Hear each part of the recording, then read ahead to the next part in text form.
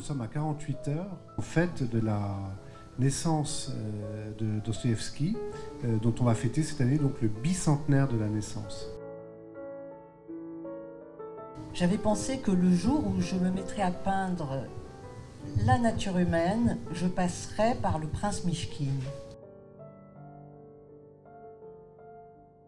Dostoïevski, par définition, est un écrivain russe qui a énormément marqué les écrivains français. C'est justement sa contradiction poussée jusqu'à la folie, son ambivalence plus exactement. Et on ne peut pas concevoir au XXe siècle la culture française sans l'apport de Dostoïevski. Quand vous lisez Dostoïevski, vous êtes partout et il vous permet d'être vous-même. C'est pour ça qu'elle m'a bouleversée, parce qu'en peinture, justement, on aime bien les sujets contradictoires, puisque l'image en elle-même résout, elle permet de dire en même temps les contraires.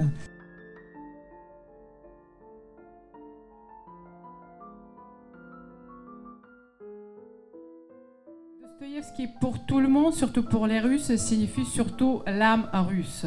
L'âme russe avec, dans toute sa gloire, mais aussi le vice, la vertu, les souffrances, hésitations, contradictions. Cette soirée a été inspirée par, dès le début, puisque j'ai fait la connaissance de Marie-Laure Fleff il y a à peu près 3 ans. Je ne pouvais pas imaginer que quelqu'un en France, de nos jours, peut créer une exposition autour d'un œuvre, d'un seul ouvrage, en l'occurrence l'idiot de Fyodor Dostoïevski.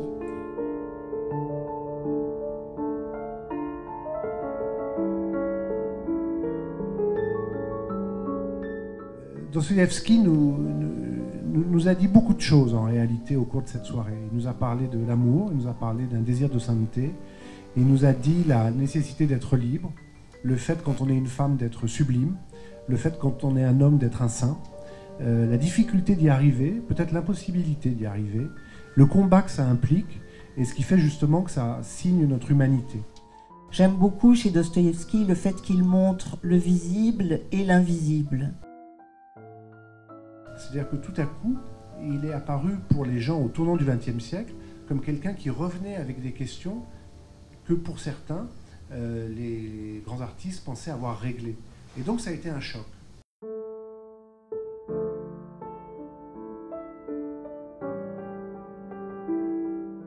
Donc il écrivait, sans savoir nécessairement où il allait, mais avec un sens inné qu'il avait appris chez les feuilletonistes français, justement, de la mise en scène, c'est-à-dire poser une action, arriver à une résolution a priori à la fin du chapitre pour relancer l'intérêt. Il y a quelques années, un écrivain français avait inventé le personnage de Tolstoïevski, qui était un résumé des deux, oui, c'était assez drôle. Alors effectivement, qu'est-ce que c'est? C'est d'un côté un grand aristocrate, le comte Tolstoï, de l'autre quelqu'un qui est issu d'une toute petite noblesse, Dostoïevski, l'un qui vit très richement, l'autre qui est un gueux, il faut bien dire. Et des deux, celui qui est effectivement partisan d'une espèce de socialisme rénové, en fait, c'est Tolstoï, c'est pas Dostoïevski. Dostoïevski, lui, effectivement, est un personnage qu'on classerait aujourd'hui plutôt à droite, si ça a du sens. Et donc, il y a entre les deux cette idée que le bien est à trouver, simplement parce que le monde est habité par la question du mal. C'est le mal social, c'est le mal tel que je le ressens, c'est le mal que je peux faire aussi. Et à ça, tous les deux apportent des réponses qui sont diamétralement opposées. Simplement, ils le font tous les deux avec une génialité, une force de vie qui fait qu'on ne peut pas lire l'un sans lire l'autre. Il faut lire les deux. Voilà.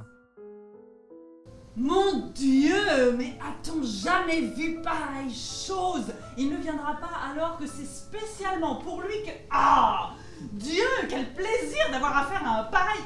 un homme aussi déraisonnable que vous! Veux-tu que je chasse Rogojine? Tu pensais que j'allais me marier avec Rogojine pour te faire plaisir? Mais je vais crier devant toi, va-t'en, Rogojine! Et je dirai au prince, te souviens-tu de ta promesse? Va-t'en, Rogojine, je n'ai plus besoin de toi. La crise était si violente qu'elle eût pu entraîner la mort, du moins d'après le jugement du prince. Tiens, regarde-le. S'il ne vient pas immédiatement à moi, s'il ne te lâche pas pour moi, alors prends-le, je te le cède, je n'en veux plus. Tu es à moi, à moi. Elle est partie, la fière demoiselle. Je l'avais cédée à cette demoiselle, mais pourquoi cela? Pourquoi? Mais j'étais folle. Oui, folle. Rogojine, va-t'en. Rogojine les regarda attentivement, prit son chapeau sans dire un mot et sortit. Alors je vais terminer par la toile que je n'ai pas peinte.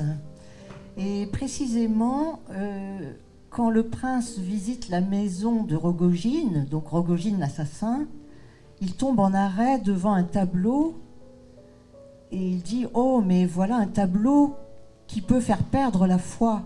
Et en fait, l'assassin, c'est celui qui a perdu la foi. Et moi, je veux dire que les Français aiment les Russes. Et moi, j'aime particulièrement la Russie parce qu'elle est le pilier de notre foi chrétienne. C'est la Russie qui a protégé les chrétiens d'Orient toutes ces dernières années.